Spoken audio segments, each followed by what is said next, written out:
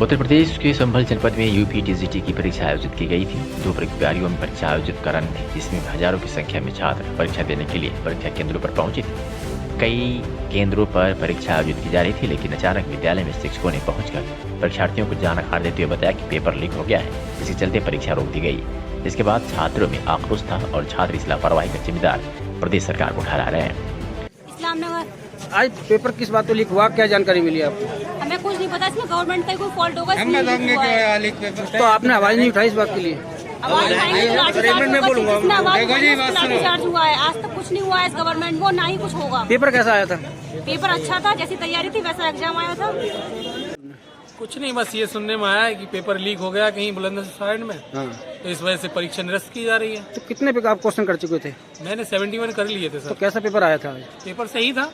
कैसा लग रहा है आपको आज पेपर हुआ था? बस ये हो रहा है कम से कम पेपर होना चाहिए था पूरा कम से कम, उसके बाद चाहे जो भी होता कैंसिल होता, कुछ भी दोबारा होता परीक्षा। कहाँ के रहने वाले हैं? जी मैं यहाँ से इस्लाम नगर के पास से आया हूँ।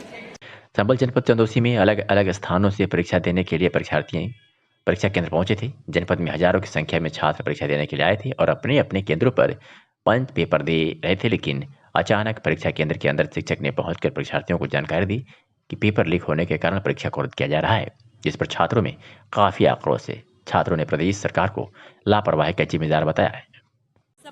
कहाँ से रहते हैं? चंदौसी से लोकल। तो आपको ये जानकारी किसने दी कि आज पेपर? क्लास में एक सर आए थे और वो बोले कि पेपर बुलंदशहर में लीक हो गया है, तो अब आपका पेपर नहीं होगा। तो आपको बताया नहीं कि पेपर की कॉपी पहले दे चुके हैं और लीक की कैसे आपको गारंटी है, क्या जानकारी है आपको? बोले कंफर्म नहीं है हमें, लेकिन हमें एटलीस्ट पेपर तो देने दिया जाता, पूरा हम देख तो पाते। पेपर कैसा आया था? पेपर अच्छा है। तो कितने क्वेश्चन कर चुके थे आप? मेरे 3 पास हो गए थे, मैं अटेम्प्ट कर रही थी, पर्यावरण रह गया तो था। आपको कैसा लग रहा है पेपर कैंसिल होने से? जी सर, पेपर रद्द नहीं होना चाहिए था ऐसे। जहाँ लीक हुआ है वहाँ हुआ है, हमें तो नहीं हुआ है ना लीक।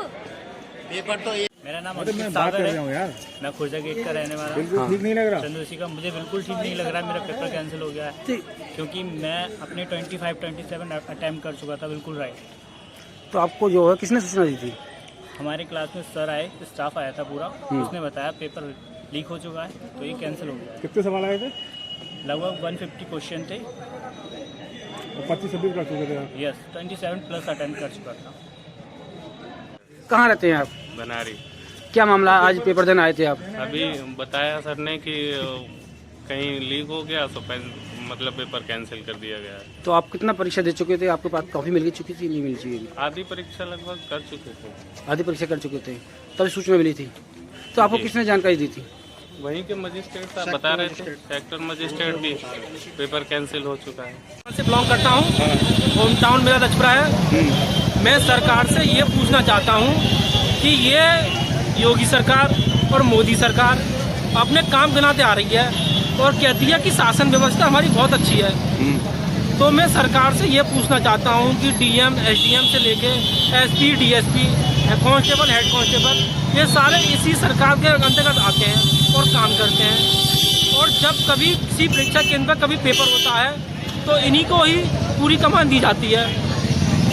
तो इसमें मैं ये पूछना चाहता हूँ कि सरकार का दोष है या फिर जो जिसकी वहाँ पर ड्यूटी है उनका दोष है पेपर लीक कराने में? नहीं, आज मेन बात तो ये है ना कि आज पर्चा आपका एग्जाम था, टेट का, वो नहीं हुआ, उसमें बताया आप क्या मामला है?